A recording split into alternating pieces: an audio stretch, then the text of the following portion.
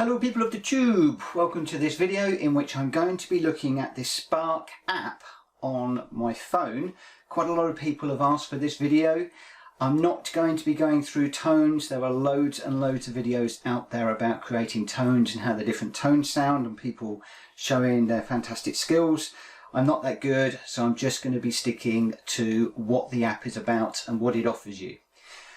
Now, one of the things I should point out is that I haven't done too much with the Spark amp yet because I'm waiting for the earthed power cable to come, and I've decided that I don't really want to play around with it too much until that arrives, being in the UK.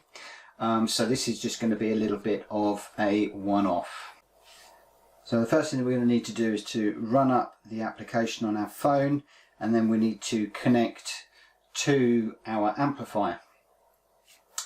So it comes up connecting, and this is probably going to fail. Normally when I'm recording the screen it fails, and I'm trying to record actually on the iPhone at the moment so you can see what's going on, and yeah, it failed. So what I'm going to do is I'm just going to stop the screen recording for the moment. We'll then do the connect. So now we're connecting,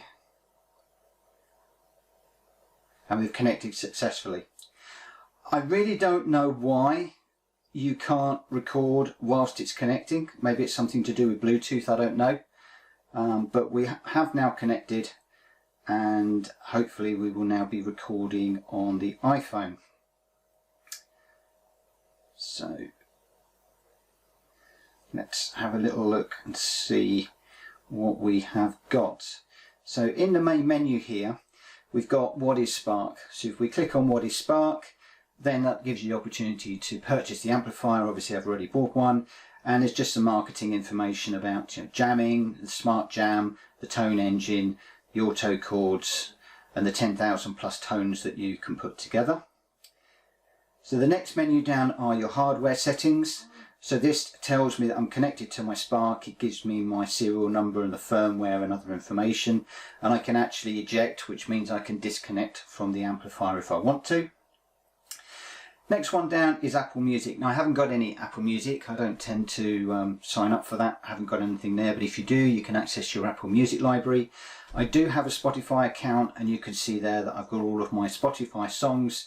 And then if I was to pull one of those up, then that would give you the opportunity to play along with it. So for instance, Another Brick in the Wall, if I just click on that, then that will bring up the song. And if it's been analysed, I can then play that. You should then get the video.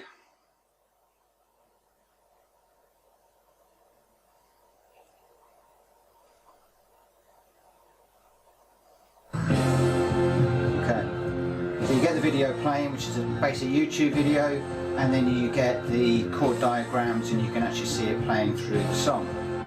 I won't run that for very long.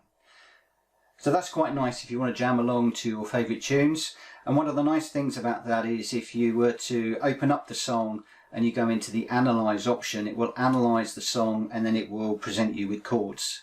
So if you're into, basically chord strumming along to your song, that is an absolute brilliant way of jamming along to your favourite songs. You've then got your recently played list, so you can see all of the tracks that I've recently played, and you can easily pick one of those and then just play that. You've also got your liked songs. Obviously I haven't got any liked songs in there at the moment. Let's just come out of there for a second. But if I was to hit the heart symbol on there, and now I go into the liked songs, then you see your list of your liked songs. That's quite a nice way of keeping your regular tracks. What I may well do with that is if I'm learning a song, maybe it's a project song, then I will probably have my project songs as my liked songs so I can locate them quickly and easily. Like all apps out there, you've got a basic metronome, nothing overly special on that one. The only thing is that the sound does come through the app, which is quite nice, and it's controllable by the phone, the volume, but otherwise it's just a basic metronome in there. Then we come down to the settings. The settings, there's just a number of web pages that it goes to. Again, nothing overly special in there.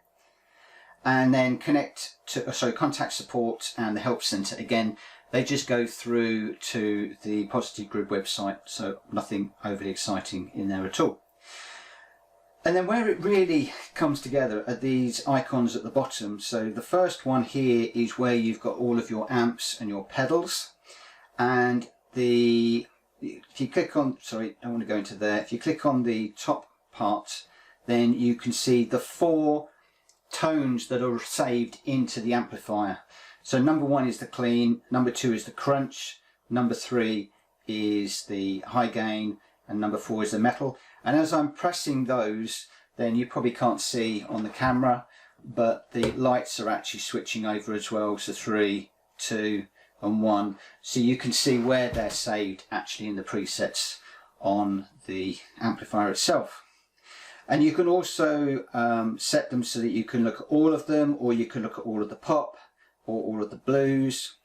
And if, for instance, the blues, you want to customize one of those.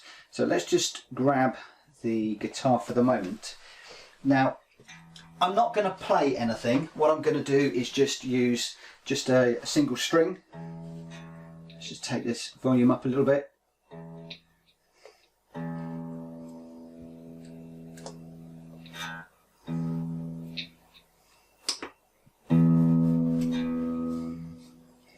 So if we were to bring up, let's say, Wooden Bridge, then you can see what that's going to sound like out of the box. Stonebreaker. And just leaving that string ringing, if I just leave the 6th string ringing,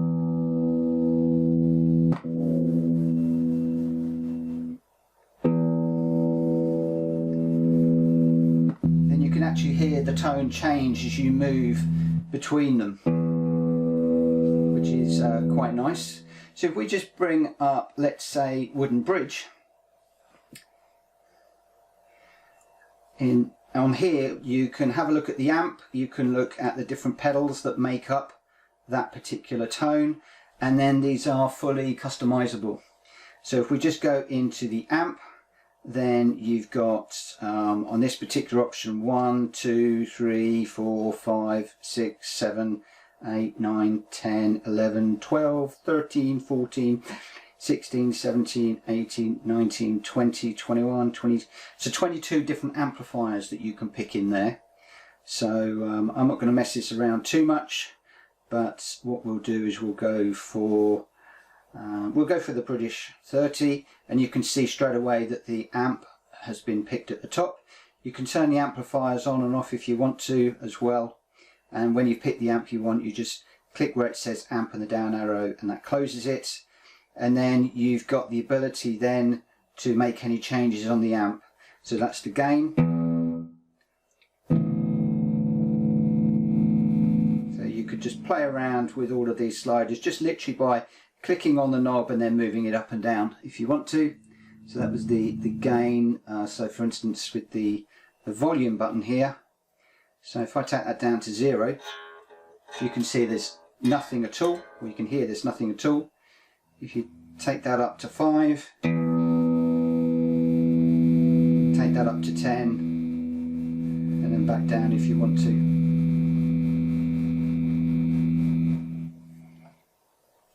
So that's the amplifier, very, very easy to adjust those. You've then got, if I just turn these off for the moment, I'll leave the amplifier on. I'm going to turn all of the pedals off simply by clicking the pedal and then clicking the bottom, or what you can do is just swipe up and down.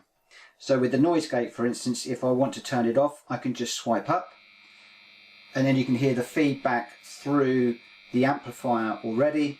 And if I turn the noise gate back on, then you can hear that the buzzing's gone away. And you can alter the amount of action that has simply by clicking the button and moving them up and down. You're going to get the idea on this. I'm going to leave the noise gate on. Turn it up quite high because it gets rid of that buzzing. You've then got your compressor. Now again, if you want to turn the compressor on, you can either swipe down or just click the button as if it was a foot pedal. And if you want to change the compressor, then you can just double click on the compressor icon at the top, and then you get all of these different compressors that you can then choose from, and you can very quickly just pick one, and you're now using that compressor rather than a different one. And then you've got your booster. So if we just turn that one on, I'm going to pick a nice yellow one for no good reason. And then as you're playing, you can just change these levels. Ooh. You can change these levels as much as you want. So if I put that on 0,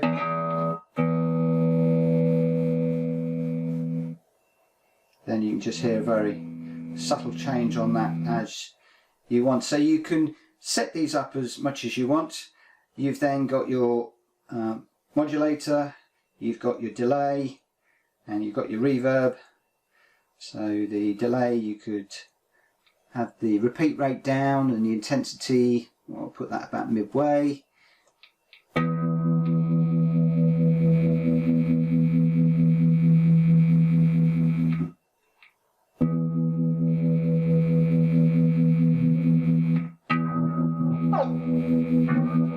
can hear how that changes just by moving the app around.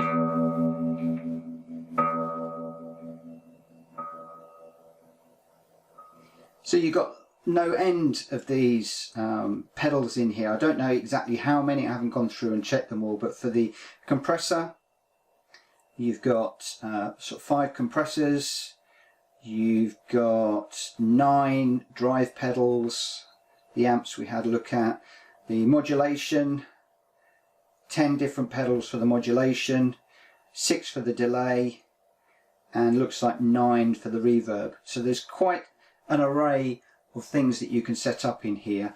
And what you could do is when you've actually set up your tone, you can upload that into the cloud if you want to, just by clicking the icon at the top there, so that you can then upload that. Come on, phone. So you can upload them, or you can look at any of the tones that are actually already in the cloud. So this is going very, very slow at the moment. But you've got your classic Marshall, so you can click on that. Then you get your classic Marshall tone, you can click on the Fender one there. Totally different tone. SPV. Again, a totally different tone there. It takes a moment to actually come through from the phone to the amp. And then if you double click on that, then you can go into other bits and pieces as well. So there are loads and loads of different tones in the cloud, and people are updating that all the time. So I think there's going to be more and more opportunity to find more and more tones that suit your particular song or your particular taste. And lots and lots and lots of different options. So across the top here, you've got pop, you've got blues, rock, what else have we got? Metal, alternative, bass, and acoustic. So lots and lots and lots of different tones that you could put together. If the 3 little dots here, that gives you the option to overwrite the tone that you've created to the amplifier. You can save it as a new tone. You can share it to the tone cloud, so this is uploading it into the cloud. You can delete it, and you can save it to the preset. And saving to the preset will give you the option to put it wherever you want to. So you can give it a name, and you can decide which channel you want to put it on. There's 4 channels to choose from. Then as we come over, you've got the little music symbol down here. This is where the whole Spark amp really comes alive, because you can pick a song. I'll just pick this one for no good reason. And if we just play that, then you get the YouTube video at the top, and at the bottom it will be going through, and it will give you the chord diagrams to play as well. So this is where you can really play along to your favourite tracks. Just look them up. As I said before, if the song hasn't been analysed, and it will go into an analyse situation where it will try and work out the chords for you. There's also a whole load of preset drum machines basically in here, or backing tracks that you can play along to, which will give you the chords if you want to do that. So you've got pop. Let's just turn this up a little bit. Oh, I keep forgetting, for this the volume is controlled through your phone, not through the amp. So let's just take that up a little bit. So that gives you that backing track, and if you come over to the next one,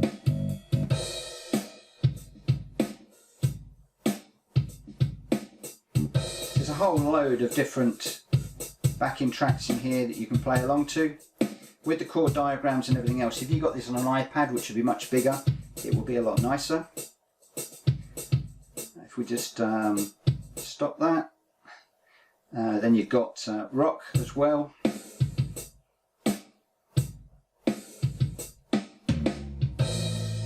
And again, loads and loads of different options in here. Not going to go through all of them.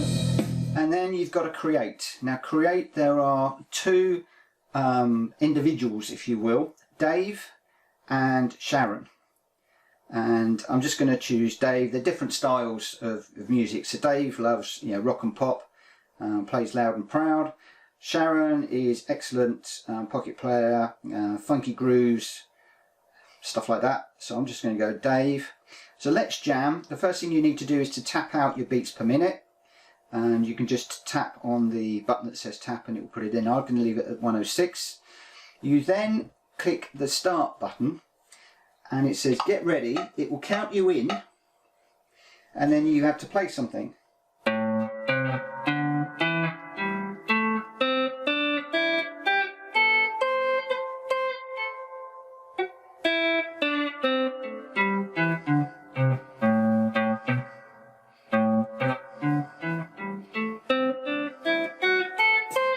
As you can tell, I've not done a warm-up and that was totally impromptu, but that will then analyse what you've played and it will suggest a backing track for you with chords, and then that just plays through.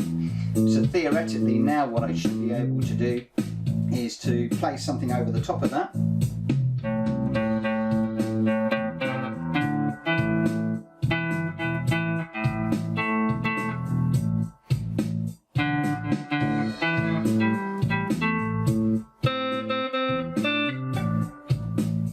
You get the idea. I mean, I'm not into impromptu stuff at the moment. It's something I'm going to start getting into shortly, but that gives you an idea. You can just do your backing track and then play something over, and that's basically jamming with you, which is a big part of the app itself.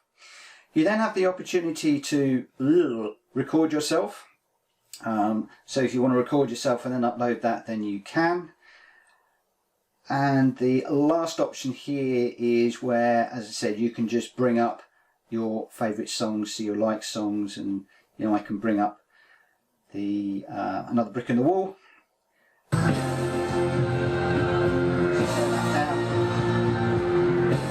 that down a little bit, but you can see there it's just going through the suggested chords if you want to strum along to that particular song, and I think that's going to be pretty good. If you, like me, are wanting to practice your chords and you can find a song that maybe has just 2 or 3 chords and you've learnt those, then that would be a great way of practicing your chord changes. So that's a very, very quick look through the application, and there are obviously other features on here, as in you can speed up and slow down the track that you're playing. So if you want to learn the track, you can speed that up and slow that down as you want to. You can put a capo on if you want to sing along, and you can also loop the track if you want to. So quite a lot of nice little features in here. There's probably a lot more to this application than I've covered here, but hopefully that will give you a little bit of a feel for what the app can do. I did have a look online and there didn't seem to be very many videos that would basically taking you through the app in that nature, so I'm hoping this one's useful. If it is, please hit the like button. If you like the channel, please hit the subscribe button and support me. It's very, very much appreciated. On this channel I'm documenting my journey, so everything to do with learning to play the electric guitar, the gear that I'm using, I review my lessons and all of that good stuff, and I try and put my videos out relatively frequently. So yeah, I'm trying for once a week. Sometimes it's a bit more, sometimes it's a bit less, but roughly once a week. So please subscribe or consider, and give this video a thumbs up if you liked it, and the bell button will give you notifications of more videos coming very soon. So that is the Spark app for the Spark app. Thank you very much for watching. Take care. See you again very soon. Bye bye.